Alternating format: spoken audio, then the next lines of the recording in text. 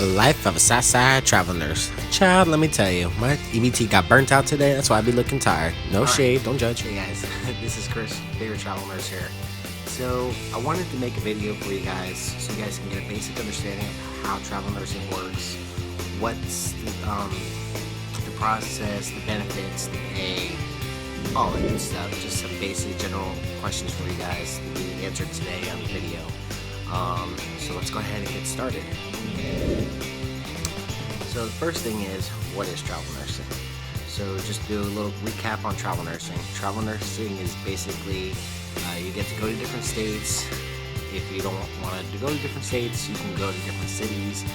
For instance, I'm living in Orlando right now. So if I want to go to Miami, technically I'm a travel nurse. I'm 3 hours away.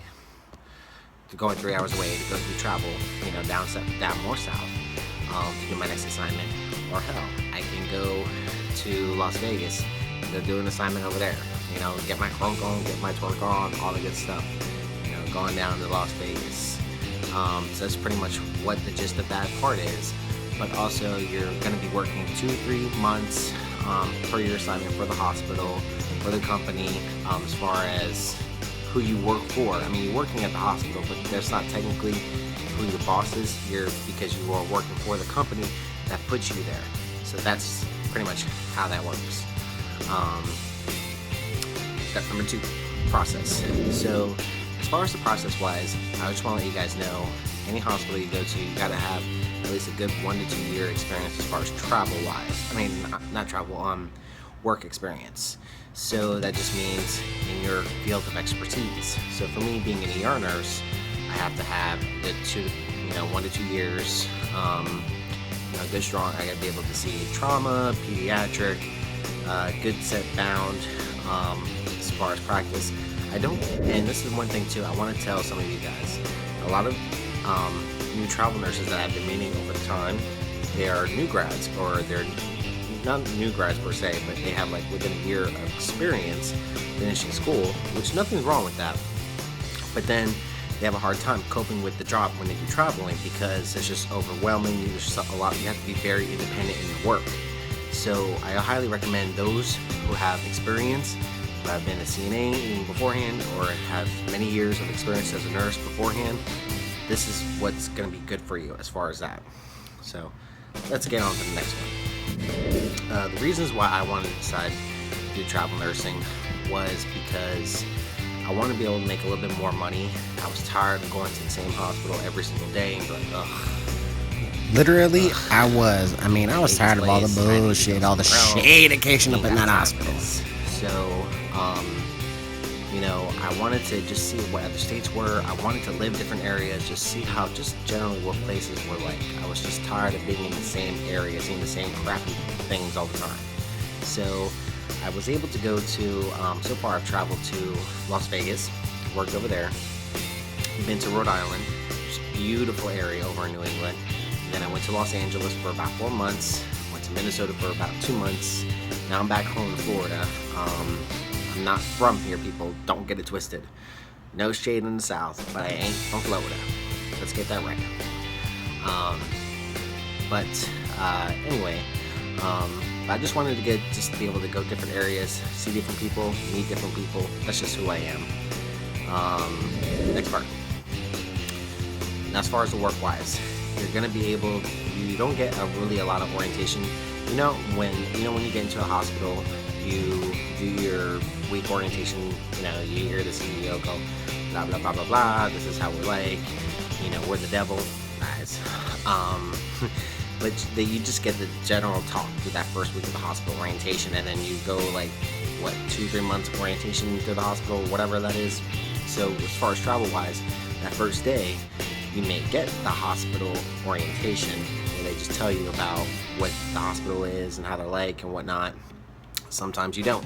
You get onto the floor, you do that one shift, and then you're on your own after that. A lot of times in my situation, it don't happen like that. I get 2-3 hours orientation, and then I'm, demanded on the floor. It sucks, but it happens. But it makes you stronger, makes you more independent, and being able to show everybody else, I can kick ass, I can go, I'm going to show them how I do, how my skills are. And honestly, that's the best way to do, is to learn. But I mean, it sucks having to sometimes learn on your own, but it just makes you a much stronger nurse at the end of the day, and makes you more resilient and not having to break down and cry at the end of your shift.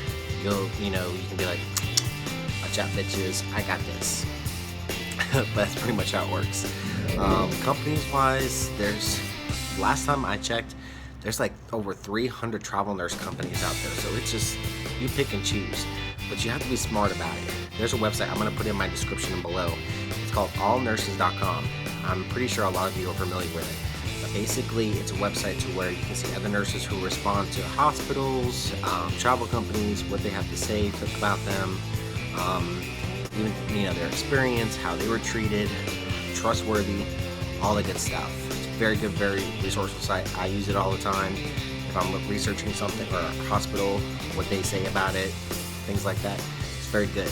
But the main thing I try to look for, and I highly recommend you guys do it, any place that you go to, you should be making more than the staff there. And I'm not trying to be an ass about it, but you're there, you're being thrown in more conditions, you're being given the more tough assigned patients a lot of times, so you should be making more money than they are. So make sure you're getting good pay. A lot of states, and I'm going to say this as well, California is the #1 state in the country to where you're going to make the most on all the units. I'm not going to tell you an exact amount what you should make. If you message me, contact me, I will give you more information. I'm not going to put it on the video per se because I don't want to get in trouble, but I will share with you what I know and how it is and what it is. So that's just that part.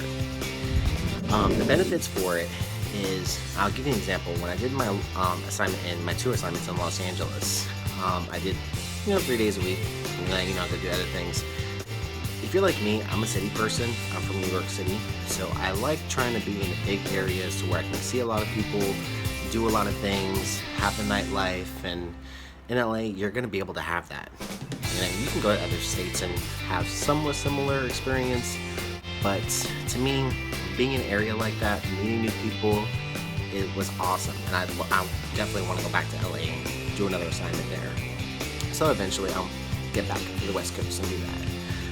But the benefits for it, you're just going to be able to be like, wow, like for instance me, I'm 28 years old, maybe 10 years down the line, be like, wow, I really like this hospital, I can see myself working for them, possibly, maybe I want to be a staff nurse there.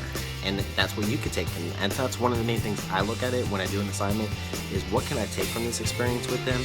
And maybe 10, 15 years down the line, when I want to retire as a travel nurse per se, I just want to be a staff nurse. I just want to do my 3-4 days. I feel comfortable in my job. Whatever the reason, I just want to work there and I want to live there. That's one big benefit I see from it. Pay is good, but the cake, the cake of everything, the cake of Taco Bell, is that you only work about 2 to 3 months, per your contract, which is usually about 8 to 13 weeks. Some places are 6-week contracts, some are 14 weeks, 16. All varies depending on how long you want to be there or whatnot. But you get your vacation after that 3 months. You're not deemed to pick up a contract afterwards if you want to go on vacation for like a month or 2, whatever the deal is.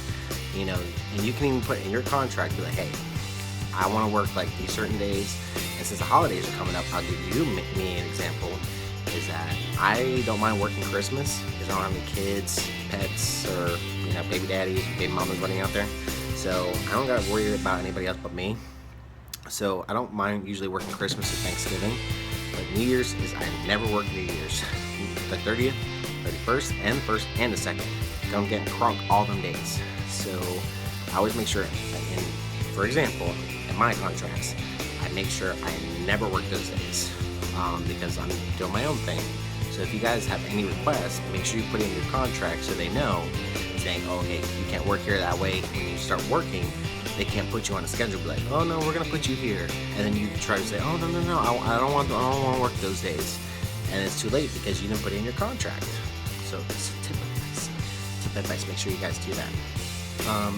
That's just some basic information for you guys. I know it's a quick little layover. I'm trying to make more videos for you guys, so leave share this video, leave your comments below. I'll share my social media pages, my Facebook, Twitter, Instagram. I have a lot of good networking resources out there. I will be making more videos for you guys for travel nursing. So keep in touch, keep watching, and I'll see you guys shortly.